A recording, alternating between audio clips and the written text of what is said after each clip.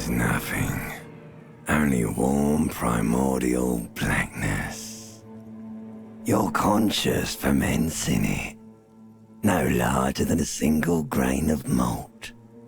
You don't have to do anything anymore. Ever. Never, ever. Never, ever, ever, baby. An inordinate amount of time passes. It is utterly void of struggle. No ex-wives are contained within it. You got it, sweet brother. Nothing upon nothing. I know you do, baby. Coming right up, sir. Smooth passage. Do you really?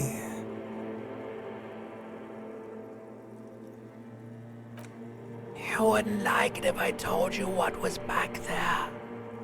Why'd you think you had to bludgeon yourself into oblivion? Or did you not sense yourself marinating?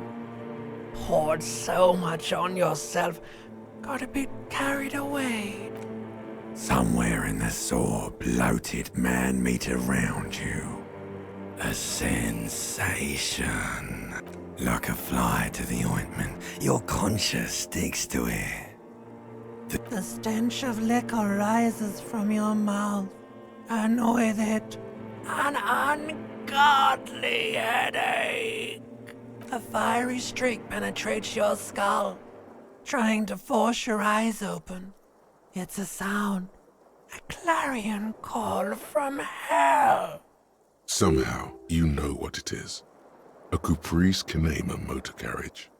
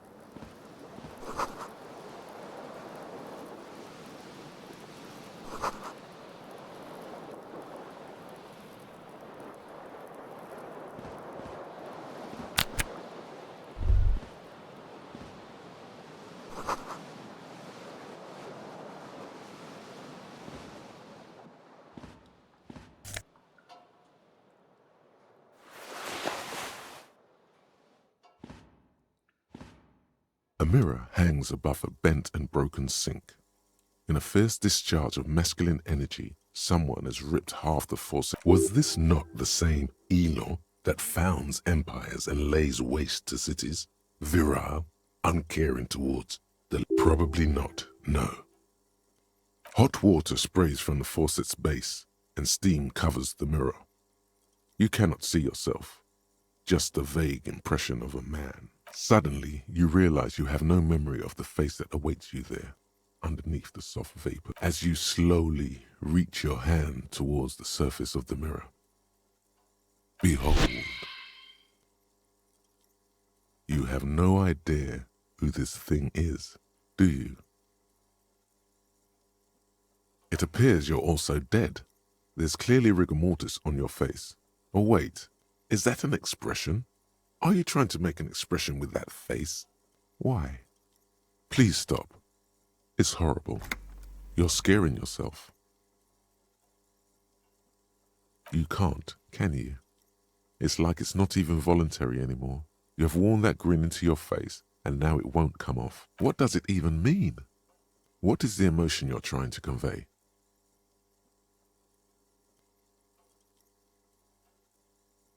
Please promise yourself you are not going to try it on any of the ladies, whatever happens. You liar. You can't even tell the truth to yourself. Go ahead. Try something.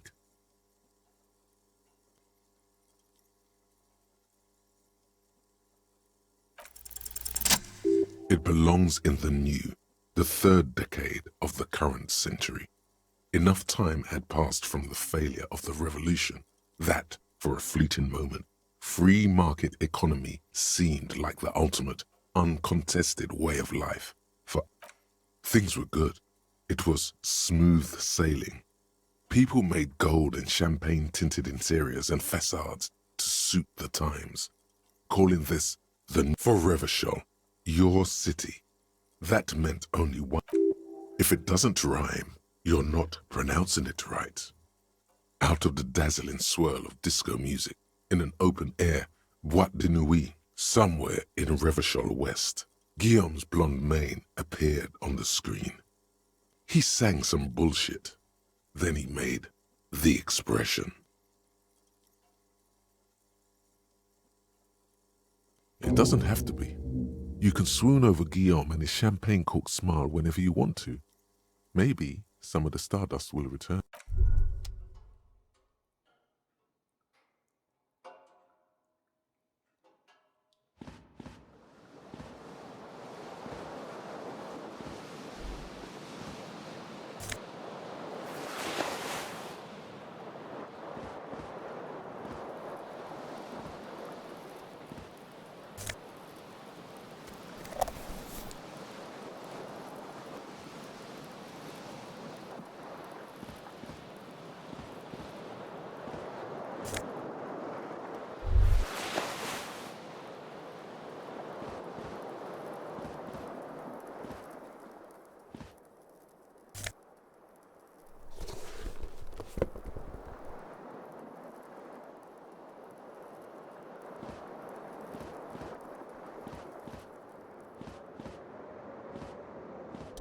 The window stands broken in its frame. Cold wind blows in. The shards face outward. Whatever broke this window came from the inside. A fine web of scarring covers the back of your right hand, but none of it is recent. More likely a projectile than a held object. There are no fragments on the floor from pulling a tool back in after impact. It is too large for a bullet, yet too small for a piece of furniture. You're looking for something heavy, and the single green shoe you found fits the hole almost as well as your foot. It would have also been heavy enough if thrown. Congratulations, you smashed the window with your own shoe. Now you only have one. If you're lucky, you could still find the other one on the balcony outside. The cool wind gushes in. Your toes curl up from the cold.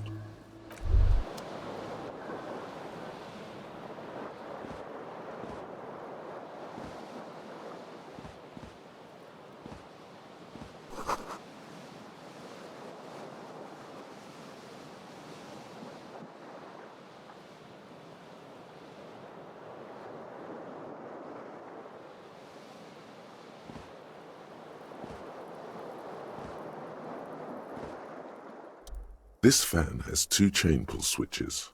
One ends in a tiny fan, the other in a light bulb. A truly horrific necktie has somehow attached itself to one of the blades. The blades come squeaking to a halt. It should be easier to reach the tie now. You swoop up and catch the tie. Snap! It's released from the blade.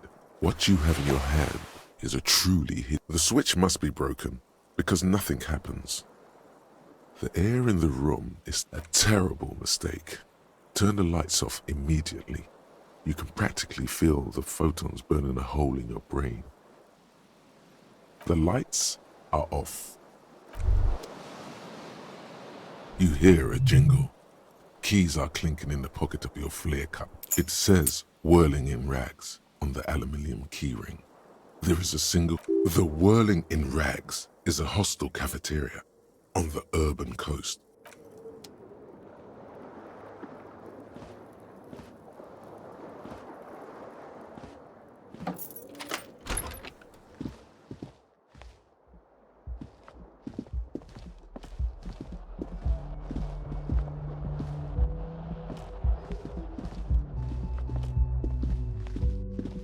Hello, officer. The young woman raises a cigarette to her lips. Her eyes are brown and her face is speckled with birthmarks. She can't. A silver jumpsuit falls off her like scale armor, sparkling. This is the sparkle of too many nights out on the city.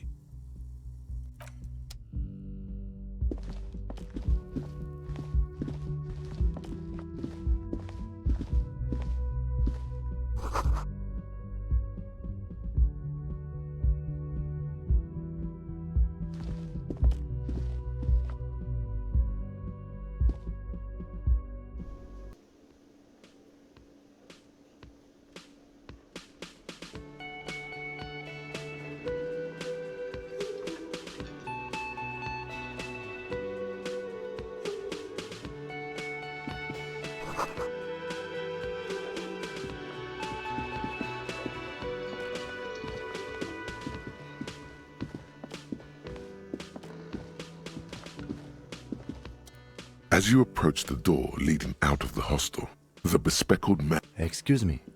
I think you may be the person I've been waiting for. On the sleeve of his bomber jacket, as well as on its back, are the same enigmatic white rectangles as on your blazer. Hello. I'm Kim Kitsuragi, Lieutenant, Precinct 57. You must be from the 41st. You realize he's waiting for your name.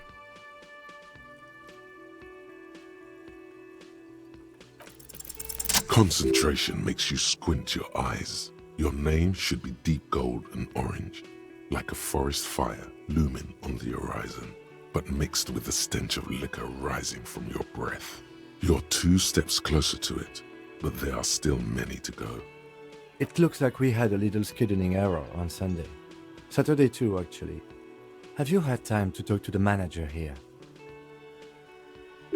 What he means is, he has been trying to meet up with you for 2 days, but you have been otherwise occupied.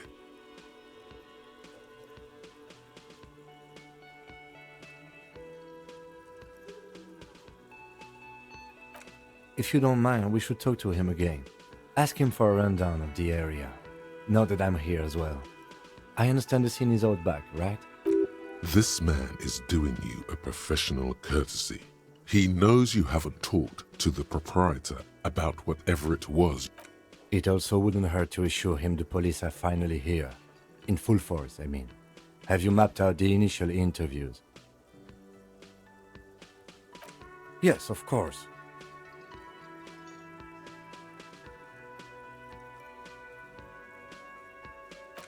At the 57th, we like to prepare an initial list of persons of interest, and then just skim the surface. Prepare the field, get to know the players. You don't do that? Maybe it's not an inter-district practice. Okay, we'll have time for that after we take a look at... Have you removed the dead body from the tree? So, the body is still where it has been hanging for 7 days straight. We should go there as soon as we are done talking to the owner. I was sent here to meet a detective from Precinct 41. You have the insignia of the Citizens Militia on your sleeve and on your back. I suppose you could be impersonating him. You could have gotten the insignia from the black market or forged it. But for now, I'm going to set those possibilities aside. I'm not... Inspectorate General means internal affairs.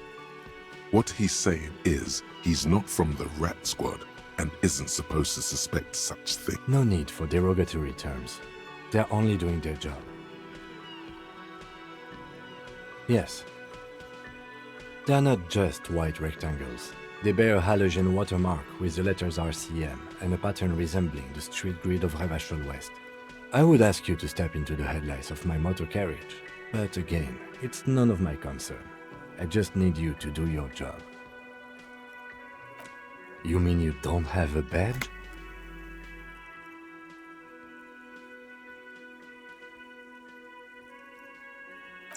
Oh, if you didn't have your badge, then that would be very bad. You would need to report it on my shortwave. But since you do have it, we can go straight to the task at hand. I can see you drank last night and the night before, and that you are still drunk now. But I have seen officers go through worse. Much worse. If you need something for your headache, there is a general store nearby. But as I said, the dead body should be our #1 concern. After you, officer. Lieutenant Kitsuragi is now in your party. You can talk to him whenever, by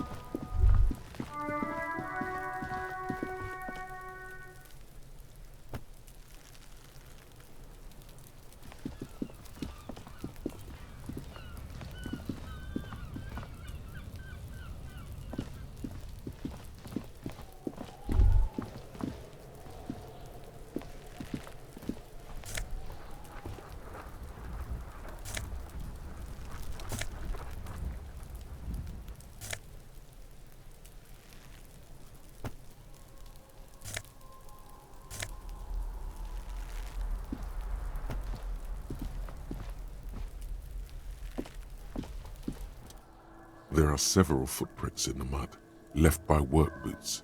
Anywhere from 6 to 12 pairs have, maybe more than 12. No, 8 pairs of boots have shuffled back and forth in the mud. 1. Standard work boot, steel reinforced toes, number 46. 2.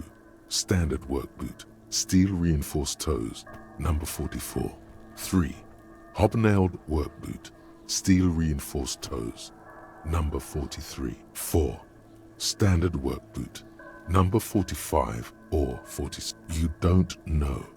It's a miracle you can tell the prints apart as it is. 5. Another standard work boot, steel reinforced toes, number 44. 6. An aberration, light as air, even pace. Impossible to tell. Could also have been an adolescent. The gait is undeveloped.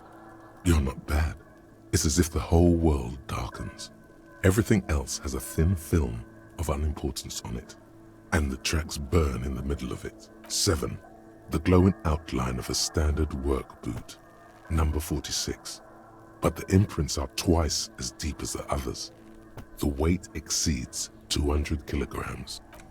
8. And yet another standard work boot, number 44. There's an aberration in the pattern of the sole. How many?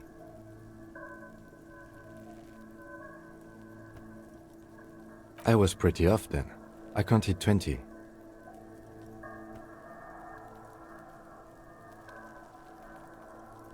I never got the hang of it. Hyperopia. Do you see anything out of the ordinary?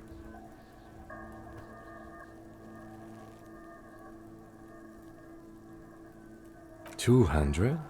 Could it be the combined weight of 2 people, one carrying the other who's tied up? Let's say a heavily built worker carrying a similarly built, soon-to-be... He might be right. 200 kilograms of living weight is unlikely. From here, the boot the victim wears.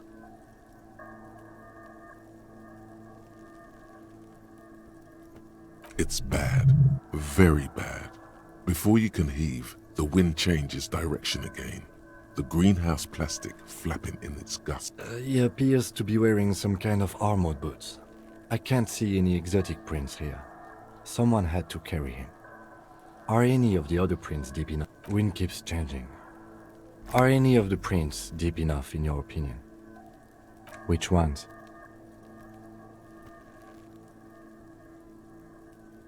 That's a 3. I think we're close to a conclusion here.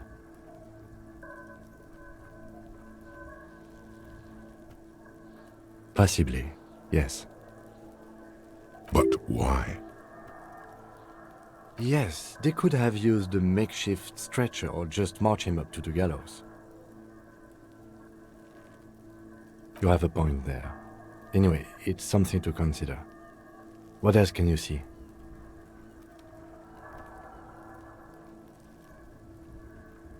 A woman or a kid?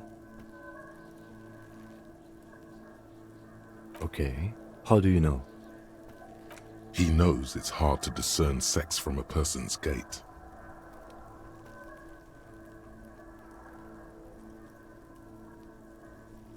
Understood. Anything else?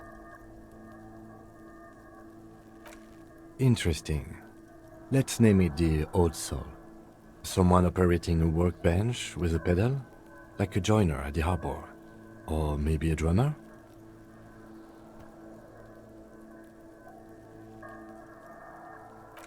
No, it's not. Forget I said it. We are not looking for it. Perhaps it could be a driver. A driver would wear out their right shoe before the left. The accelerator is on the right. We should keep our eyes open around the traffic jam. See whether anyone strikes out as a potential suspect.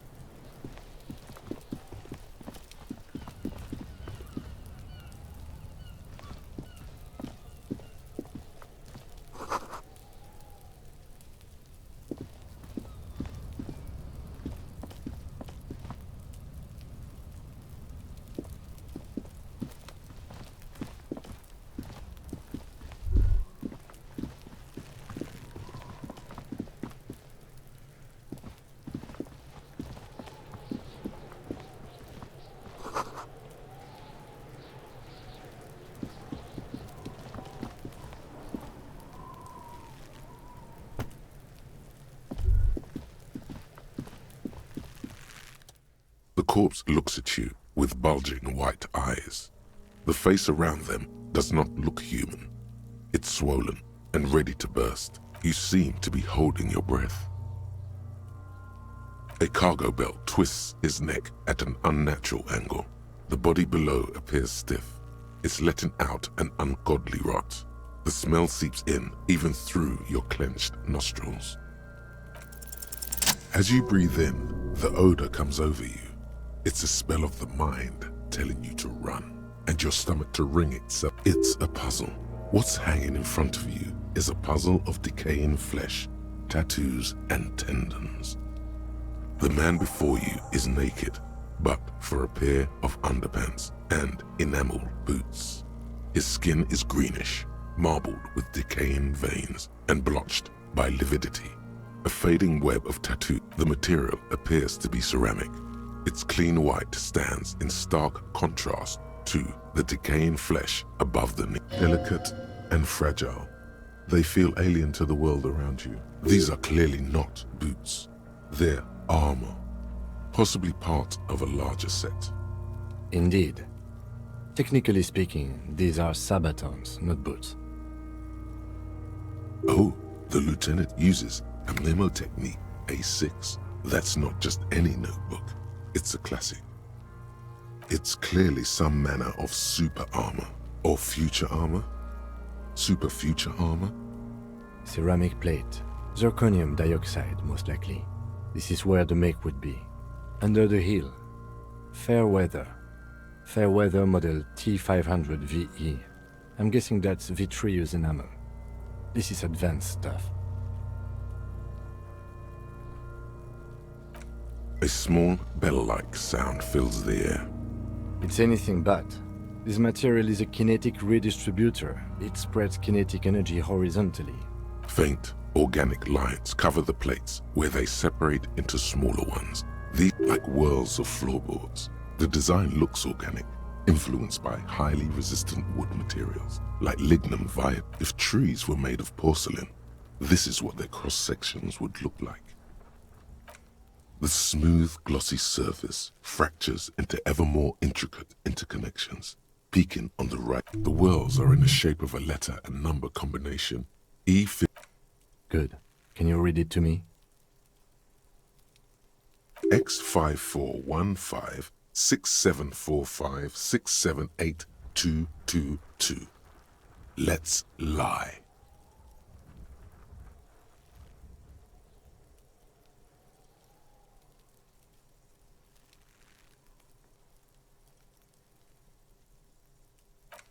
That doesn't sound like a serial number. Where's the structure and logic of a line of manufactured products? True, it didn't have the cadence and logic of a real manufactured item.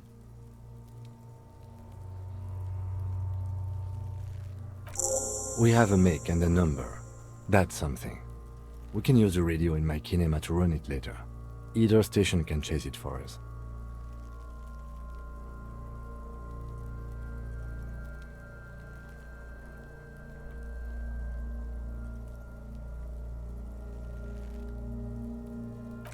It is.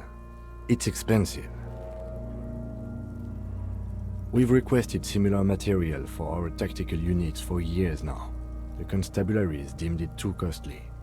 In that time, we've lost 6 men to for a full set, about 4 years of wages. For the northwest region of Revachol, an officer's average yearly income is 5,500 rial, unadjusted for rent.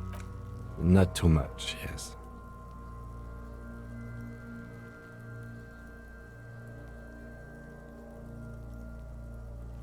The lieutenant nods, wiping his finger on his sleeve. The cadaver slowly twists on the cargo belt, his torso covered in tattoos.